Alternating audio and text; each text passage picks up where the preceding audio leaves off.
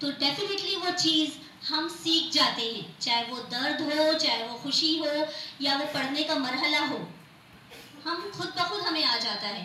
ठीक इसी तरीके से जो पीपीटी पे पिक्चर प्रेजेंट की गई है, जहाँ पर एज अ टीचर मैं देख रही हूँ कि हमने बच्चों को हर एक चीज़ दी, हमने अपना लेसन दे दिया। फॉर एग्जाम्पल मेरा एक लेसन है जहाँ मैंने पढ़ा है हज़रत सलमान फारसी रज़ियल्लाहु अन्हु, मैंने वो लेसन पढ़ा दिया, उस पानी दे दिया, सब कुछ कर दिया। अब उसके बाद लेसन पढ़ाना वहीं खत्म नहीं होता है सर, उसके बाद उस लेसन से बच्चे में कौन से अखलाकी अंसर बेदार हुए, उसने वो लेसन के जरिए अपने दोस्तों में, अपने घर वालों में, यहाँ तक कि अपने असातिज़ा के अंदर वो तमाम चीज़ें कहाँ इनकलकेट की, बहुत ज़्यादा ज़रूरी है।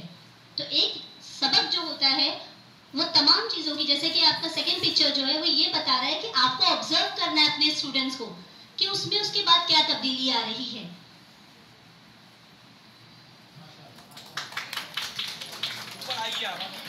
बना देना बहुत मुश्किल है, हर काम को आसान बना देना।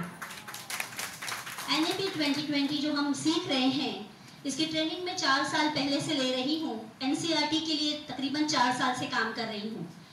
2020 में कशोरी सर के साथ और धर्मेंद्र सर के साथ जब मुझे NCF पे काम करने का मौका मिला और NEP की ट्रेनिंग लेते लेते मैंने ना सिर्फ NCF के LOS पर मैंने पूरी काम की, जो आपको लर्निंग मटेरियल प्रोवाइड कर रहा है SCERT और NCERT, ये दोनों का कोलैबोरेशन बहुत जल्द जो है एक नई चीज़ आपके सामने पेश करने वाला है।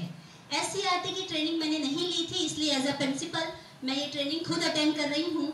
मुझे ये देखना था कि NCERT और SCERT में डिफरेंस क्या है, क्योंकि कई सालों से मैं NCERT के लिए काम कर रही हूँ सर, और कई लेसन्स मैंने खुद लिखे हैं जो बहुत जल्द मंजर आम पर भी आएंगे टेक्स्ट बुक, क्योंकि हमारा एक कॉन्ट्रैक्ट होता है कि उस वक्त तक हम कोई भी चीज़ डिस्क्लोज नहीं करते किसी पर भी।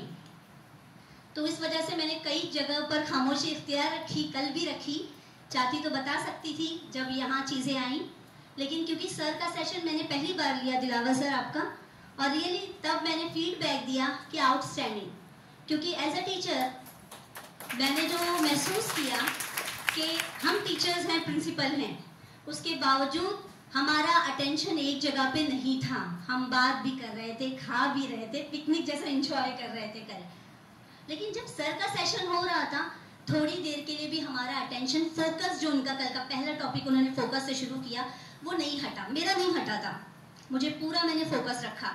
उसके बाद वाले सेशन में थोड़ा हम 50-50 हो गए। तो सर मैं आपसे यही कहूँगी कि एक टीचर का बहुत ज़रूरी है कि वो पहले खुद अपने ऊपर इम्प्लीमेंट करें और उसके बाद जाकर हम जो है अपने स्टूडेंट्स पर। तो हमारे स्टूडेंट्स कहाँ से लाएंगे वो फोकस जब हम ही नहीं ला पाएंगे। तो जब ये सेशंस हो रहे हैं तो मेरी ये रिक्वेस्ट है कि एटलीस्ट हम अच्छे से सुने। आई नो कि सुनना बहुत डिफिकल्ट है, आई नो, तो बच्चों के लिए भी हमारे बहुत डिफिकल्ट है सुनना हमको। तो लेकिन सर जब पढ़ाते हैं, या सर का जब मैंने सेशन 2 दिन जो कल देखा पूरा और आज का भी जो सर मैंने कुछ 11 बजे ज्वाइन किया, तब से मैंने जो देखा, सर ना सिर्फ बोलते हैं, उनकी एक्टिंग भी होती है। Agree everyone? कौन एग्री कर रहा है प्लीज रेज योर हैंड।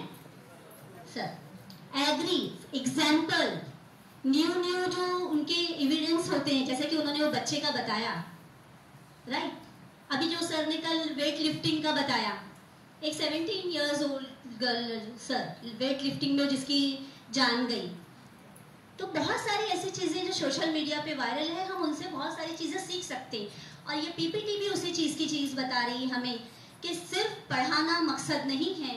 अगर हमने कोई चीज़ टीच कर दी है, कोई चीज़ लर्न करवा रहे हैं बच्चों को, उसका ऑब्जर्वेशन एज अ प्रिंसिपल मैं अपने टीचर्स को ऑब्जर्व करती हूँ, अपने बच्चों को ऑब्जर्व करती हूँ, अपने पेरेंट्स को भी ऑब्जर्व करती हूँ। इवन के आजकल हमने नया शुरू किया है कि प्रिंसिपल ने पुलिस स्टेशन तक जाकर कोलैबोरेशन किया है। जैसे कि सर ने बताया ड्रग्स वगैरह के लिए हमने कोलैबोरेशन ये किया कि हम जान पाए कि स्कूल को प्रॉब्लम कौन सी फेस करनी पड़ रही है हमें। तो observation is must sir. Thank you so much.